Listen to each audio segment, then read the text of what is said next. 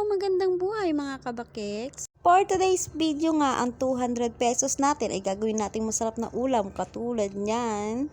Special giniling. Dahil paborito rin ni Kuya Bakoko ang ulam na yan. At ayan na nga mga kabakeks, nakapamalengke na nga ako dyan.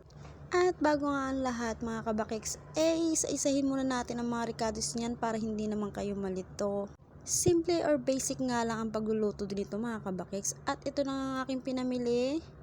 At sa mahal nga ng mga bilihin natin ngayon mga kabakeks, sumakto ang 200 ang ating budget dyan. Ang giniling natin, egg optional lang yan mga kabakeks.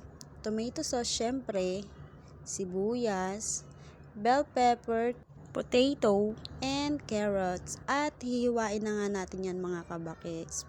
At bilisan na nga lang natin mga kabakeks ng paghihiwa. At ayan na, tadan! Hiwa na siya agad. O, diba? Sobrang basic ng paghihiwa mga kabakeks. Pero syempre hindi tayo pwede maglokohan mga kabakeks. Inabot ako ng siyam-siyam sa paghiwa dyan dahil kay bakekang natin. At ayan nga mga kabakeks, sinalang ko na nga dyan ang ating itlog. Dinalaga ko na siya.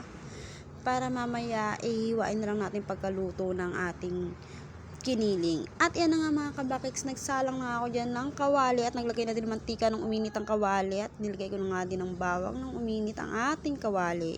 At yan nga mga kabakeks, sinunod ko na nga din dyan ang ating sibuyas at sinutay-sutay, halo-halo lang natin yan whatever it is.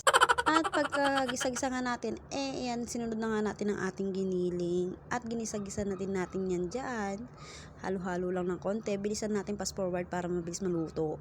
Igisa-igisa nga lang natin mga kabakeks hanggang sa mag-brownish nga siya or color brown ang ating giniling. At pagkaluto nga ng ating giniling mga kabakeks, huwag nyo na nga lokohin sarili nyo, ishoot nyo na agad ang ating carrots and potato mga kabakeks para kumulay ang ating buhay. At yan nga mga kabakeks, pagkalagay natin ng carrots, halo-halo lang natin ng konti. Ayan, i-mix-mix lang natin ng konti, ganyan. At isunod na nga natin ang ating potato. Para naman sabay na silang maluto.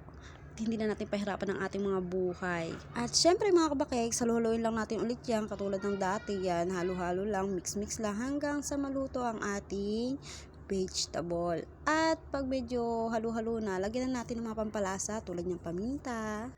At baka nagtataka nga din kayo mga kabakeks, hindi aking kamay yan. Baka nagtataka kayo, umitim ang aking kamay. Kay Mr. po yan.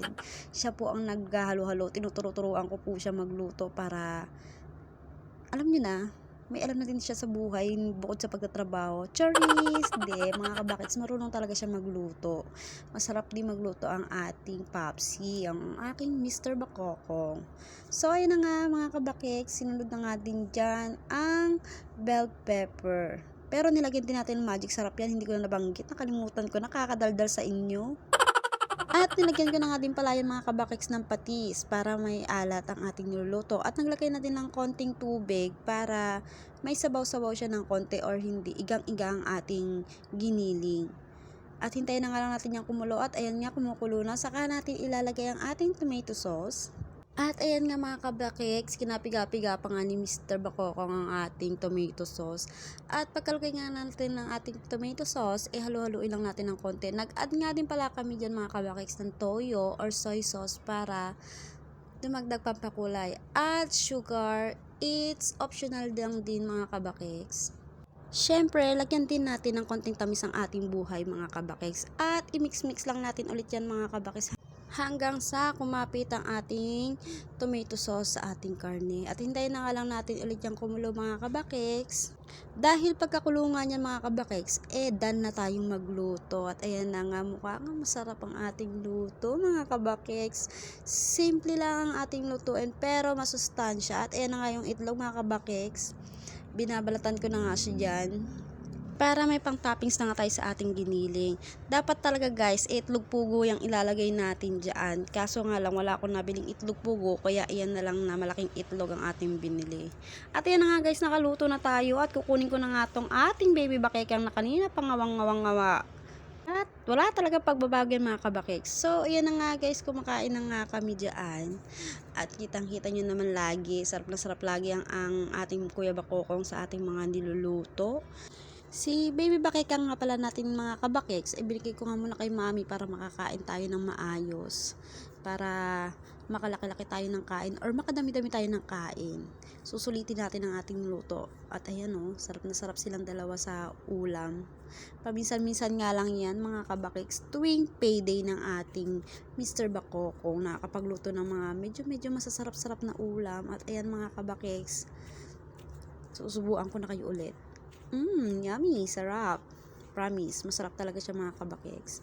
At yun lang po today's video ulit mga kabakiks. Sana masarap din ang ulam nyo sa susunod. Hanggang dito na lang, salamat sa panonood. Bye!